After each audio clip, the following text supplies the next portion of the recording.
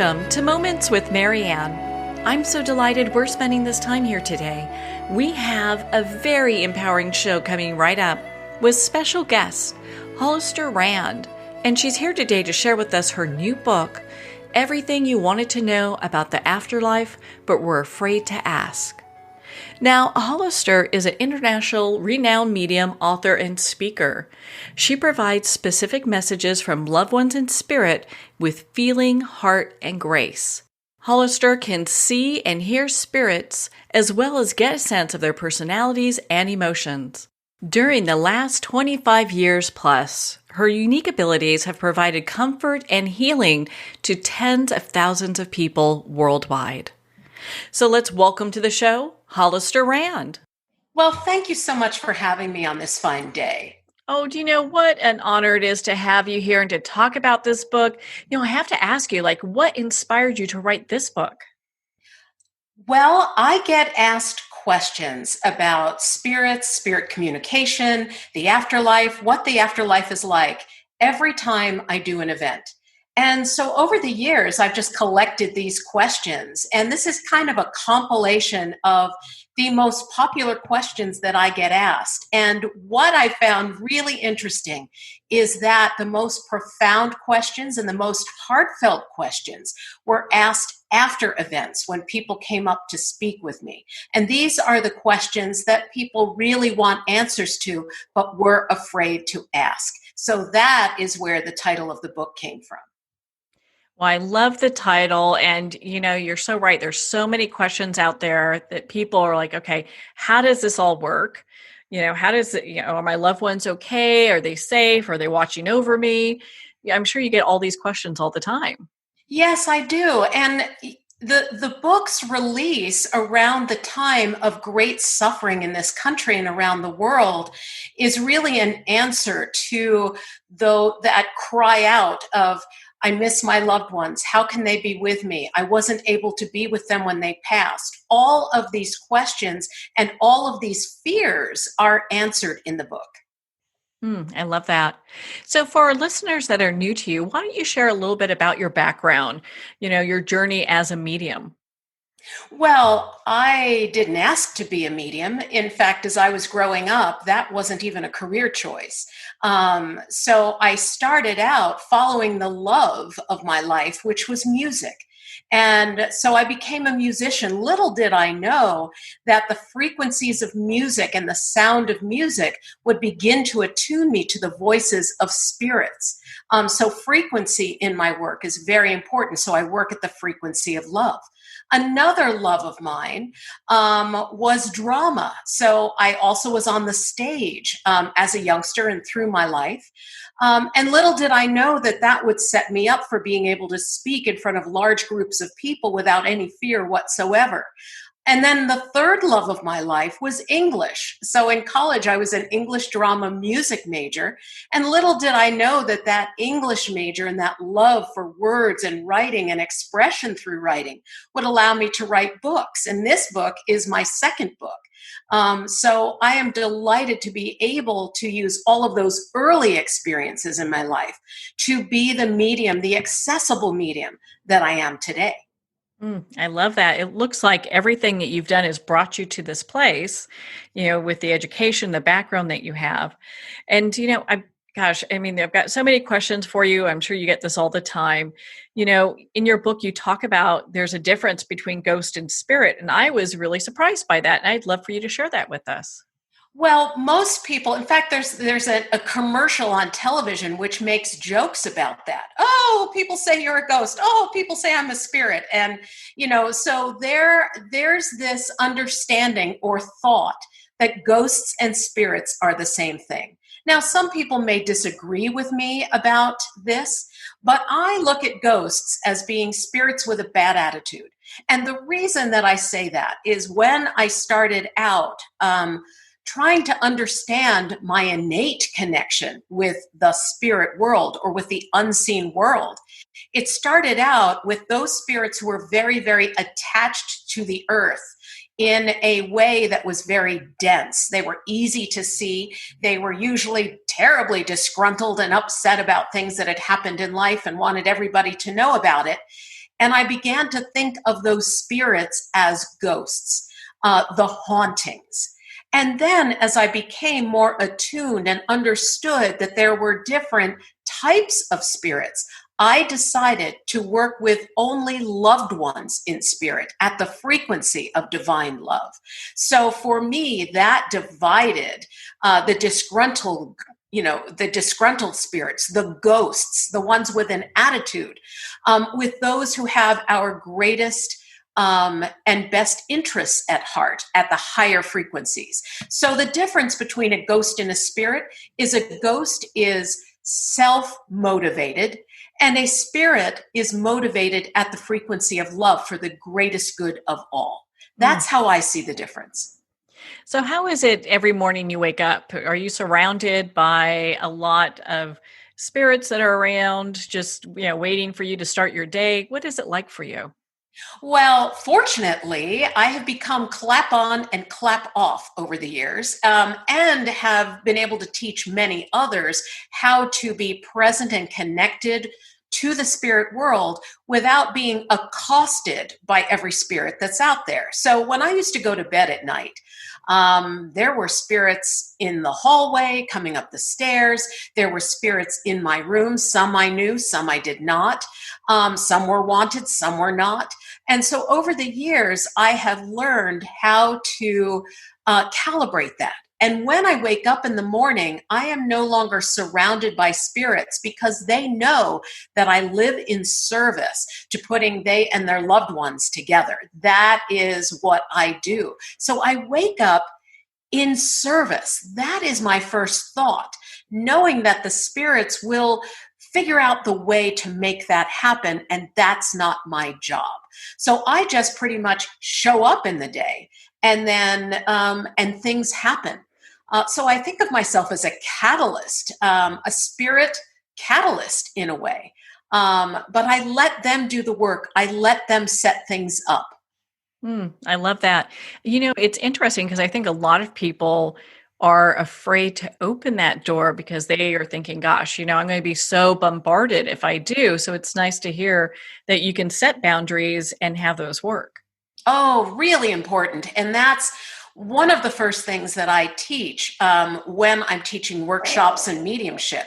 I very much help people set boundaries in their lives and figure out how to set their calibration with the spirits so that they, I teach people how to activate their GPS to the spirit world so that they are going to only the good places with the good spirits, with those who want to help and be of comfort. So, on that note, how can spirit communication help those who are seeking some type of healing? Well, that's an interesting question because there are many, many types of healing. There's physical healing, emotional healing, mental healing, spiritual healing. So that's one of the reasons why I let the spirits decide what is required in every session, in every workshop. I do not predetermine what the healing is going to be because there's no way I am to know that. So when I show up and the spirits show up, they understand what is required. And especially in these extremely difficult times where so many people are leaving the planet at once, worldwide, where we are understanding how we are connected in ways that we never perceived before. So what I'm discovering and what I think my clients are discovering is that connection goes beyond what we could have imagined. So when I had a group online, I do messages events online because these days it's difficult to get large groups of people in a room. I found it interesting that one sitter's aunt came for a visit and her father came for a visit. Now, she never knew her aunt, but her aunt had died of pneumonia. And this aunt came forward to let her know that she was helping those who were suffering in hospitals and those who were suffering with pneumonia, as she did, because she died from pneumonia. And her father showed up in his Navy uniform and said he was helping sailors and he was helping Navy and he was helping ships that were going to be supporting those who were suffering with the virus, and that he came from a generation that served their country in World War II. So that kind of healing, we don't even understand how broad that is, that the spirit network that we are directly attached to is reaching out and helping people we don't even know. And that's why I can't understand how profound the work is that I do. I just do it. Yeah, you just show up and be that catalyst that you're talking about. It's interesting. I think a lot of times people expect spirit communication to be a certain way. What is it like? Well, boy, in the emails that I send out to clients who want to book a session, I will say it is best to come with anticipation, not expectation as to who's going to show up and exactly what they're going to say. In fact, this woman who is part of the messages event online, when her aunt showed up, she looked at me and said, and in front of everybody else who was online at this event, she said, "I didn't know my aunt. She died before I was born." And the subtext of that was, why would I want to talk to her? So I suggest to people that they also just show up, because rarely are we disappointed by who shows up and what they have to say. Sometimes the spirits know better what we need and what is required than we do ourselves. So, does spirit communication happen in the same type of manner where you get either clear, like a clear communication back and forth? Is it sometimes where they're giving you hints? What is it like? Well, it depends on the spirit, frankly. Some spirits are very good communicators, and those are almost always spirits who, on the earth plane, were really good communicators. I hear spirit really clearly. So I'll hear names, I'll hear dates, or they'll show me dates on a calendar. So they will give me very specific information. Where it can get a little dicey is that the spirits present everything in the eternal present moment. They don't talk about things as though it's in the past or the future. They present everything as though it is happening now. So there are times when I will say something as though it's happening now and find out, oh no, that actually happened 20 years ago. Or the person will say, I don't know about that. And then I'll get an email, oh, this 2 years later. And I'll give you an example. A woman came to me and her sister who had passed talked about twins in the family. And this girl said, no, we don't have any twins. 2 years later, she was pregnant with twins. Now, it's not that the spirits are talking about the future or predict the future in that way. But if the energy is already going that way, and if there are contracts with the universe that are in force, they can see those things and mention them. That's so interesting because there is no, time's linear. So when you look at it on the other side, I guess it all is happening then. Well, where it's helpful and sweet in some ways is when an ex-husband shows up and says, husband. So he comes as a husband, and then the woman will say to me, oh, no, he's my ex. And I will say he doesn't see himself that way, because as he comes at the age at which he met you. He comes at the age at which your love was at its apex. So it's really interesting how relationships can even be healed by approaching them in the present moment as they were in our past. So I'm sure that you've communicated with thousands of spirits. What is one interaction that's really stood out for you? Well, what I've discovered is I cannot determine what are the most important or valuable messages. That is not mine to determine. It's almost always the sitter. I can say something that seems completely innocuous and has no meaning to me, but to the person, it means everything. And I'll give you an example of that. I was doing a large event and came to a lady because I saw a young man standing next to her in a Spider-Man costume. And she broke down and cried. She said, that was my boy's favorite Halloween costume. Now, had I held back and thought, why on earth am I seeing that? That is insane. Or another time, I was hearing in my ear a song about Peter Pan that I just started singing. And it turns out the young man's name was Peter, and they used to call him Peter Pan. Now, there is no way that I can know how important those little tidbits are to parents who have lost children, or to spirits who want to make clear that they are who they say they are. But I think one of the profound, and actually, it's so meaningful each and every day. It's hard to pick one. But there was an encounter with a young man who had committed suicide. And at the end of sessions, I allow for questions.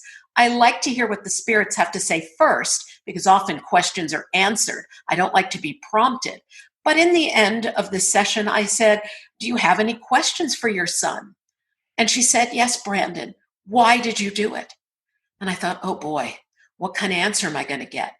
And I sat there, and the answer he gave me was actually a question. Would there be any reason good enough? And she said, no, Brandon, there would be no reason good enough for you to have taken yourself from me. So in that moment, there was the understanding that there are some questions that we may not have answered here, because they are beyond our understanding here on this earth plane, when what we really want are our loved ones with us. And that's why I think those who have passed with suicide make a supreme effort to return and to be with us and start the conversation again. Yeah, I mean, because there's so much pain that's left with that. So, can anyone learn to communicate with spirit? Oh, I believe we're all wired. I believe we are all wired to communicate with the spirits, whether we know it or not. So, that's why I teach classes for people who aren't even intending to be a medium, but just want to feel more connected with loved ones. And the book, Everything You Wanted to Know About the Afterlife, But Were Afraid to Ask, also has in it meditations, suggestions, things that you can do to get connected to your own loved ones and to feel guidance of those you love in your life. When I get up in the morning, as we discussed, I put myself in service. I don't necessarily see my own spirits guiding me every minute of the day, but I walk in confidence that they are. Because things happen in my life that, if I were a betting woman in Las Vegas, I would think, what are the odds of that? How could that possibly happen? So those are synchronicities in life. And that is how we know that our loved ones are with us, that our spirits are working on our behalf, because things begin to occur.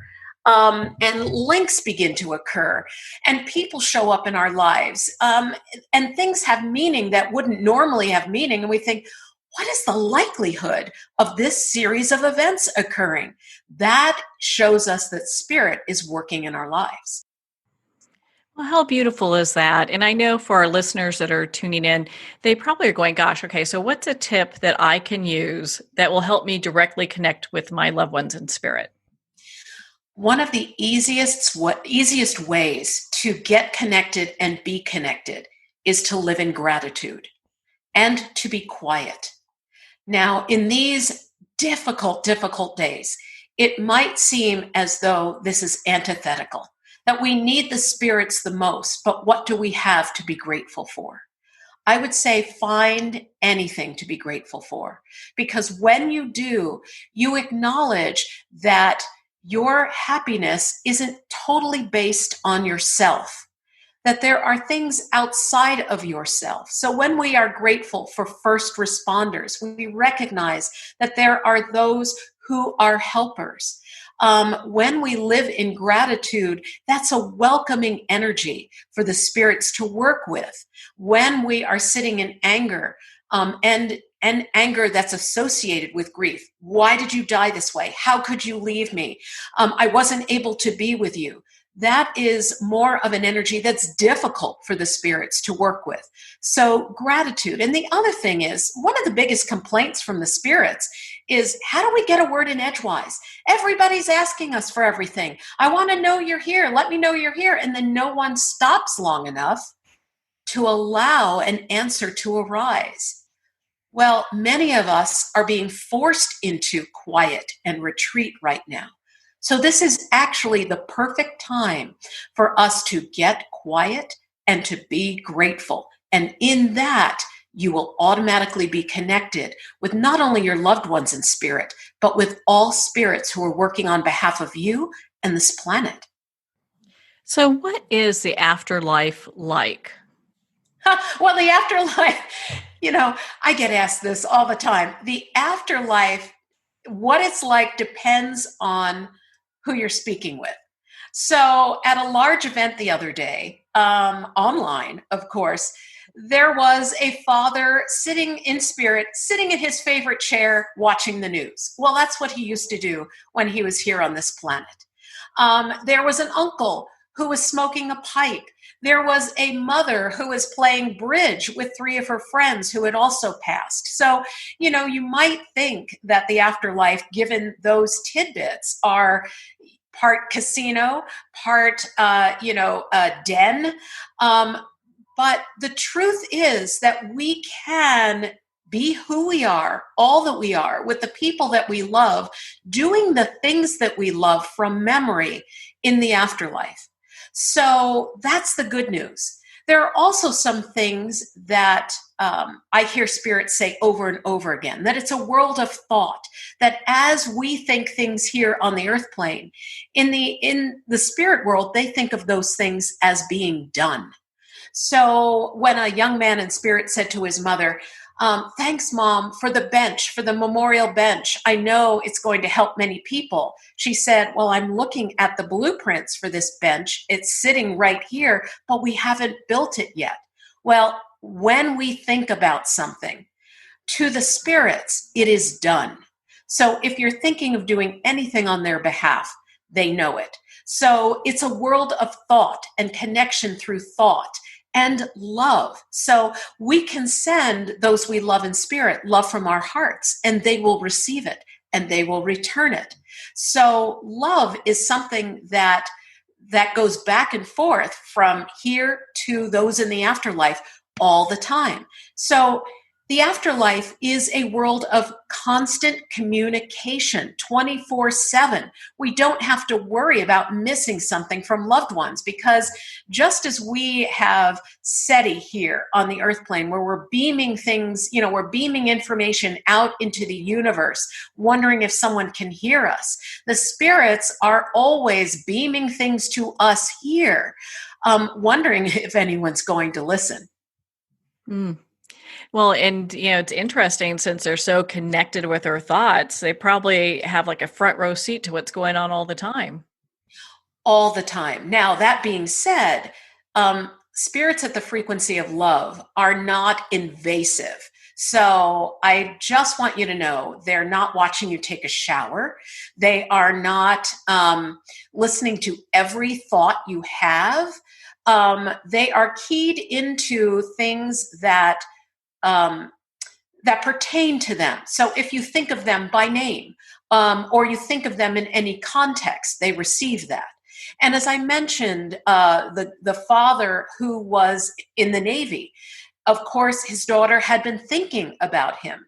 And other people in the Navy were asking for help. I'm sure, and he heard that help and anything to do with the Navy and the service that he loved when he was here on this earth plane, he would receive that kind of information and those updates. It's kind of like having notifications on our phone. If we like an app or we have an interest, we can get notifications on our phone that are of particular interest to us. The spirits are like that in a way. So if there is something that keys into their energy, their lives, their loved ones, their network, they get notified. Hmm. So how about animals? What is animal communication like for you? Well, I originally wanted to be an animal communicator. I didn't set out wanting to be a medium, truly. But I found that the animals who were showing up for me were animals in spirit. So since that time that I first discovered that animals and people are together at the same frequencies, that was a shock to me because I thought, oh, there must be an animal kingdom and there must be a people kingdom. Well, that's not true. And I discovered that when a bald man in spirit showed up with a bald dog. And it turns out it was a grandfather who was there with a dog who had lost its hair due to a skin disease. And it was a dog within the family. And once I saw grandfather, bald dog come together, I thought, well, wait a minute. I've been looking at this incorrectly. And since that day, animals and people have been coming together all the time. And I love it. I love animals. First of all, they're very funny. They don't hold anything back. And they have access to our lives. We tell our animals everything. We tell our animals things that we don't tell other people about. And they see us in our most vulnerable moments. So we don't have to pretend with our animals. And so in spirit, they certainly don't pretend with us. They say things exactly as they are. And that's what I love about animals in spirit. So what is something that you want readers and our listeners to take away from your book? Well, part of the takeaway is going to be, what are you coming to the book asking? So if you are asking to understand your own connection, the book will give you that. If you want to understand sort of how spirit communication works in general, the book will give you that. If you want to stick your toe in the water, the book will give you that. If you want to know if your loved ones are with you or if you will be with them again, the book will talk to you about that. If you want to understand where God is in all of this, the book answers questions about that and our spirituality. So the book covers many, many, many subjects because I'm answering many, many, many questions. So that's one of the reasons I designed the book the way I did, which is to have questions where you can go from question to question or subject to subject. It's really flexible that way. So if you have questions just about one subject, you could read that chapter. But if you want to know, how do loved ones communicate with me, or how can I be more attuned to them, you might read answers in different chapters that have to do with that. So each chapter has a lead to other questions that pertain to that answer or that question. So you can navigate the book in a lot of different ways. That sounds so great. Well, Hollister, where can our listeners connect with you and be part of your community? Well, I am so accessible. I'm a working medium. I'm online. I'm on Facebook. My website is hollisterrand.com. I have a YouTube channel. I'm on Instagram, Pinterest. So just know I'm easily found. Oh, great. Well, Hollister, thank you so much for taking the time to be on the show with us here today. Thanks so much for having me.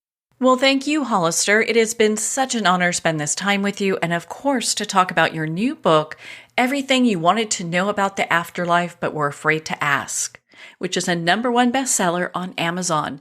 So the book's on Amazon, it's on Kindle, available at Barnes & Noble, and select indie retailers. Well, we're at the end of our time today. I would like to thank everyone for tuning in. You're listening to Moments with Marianne. And remember, make every moment count.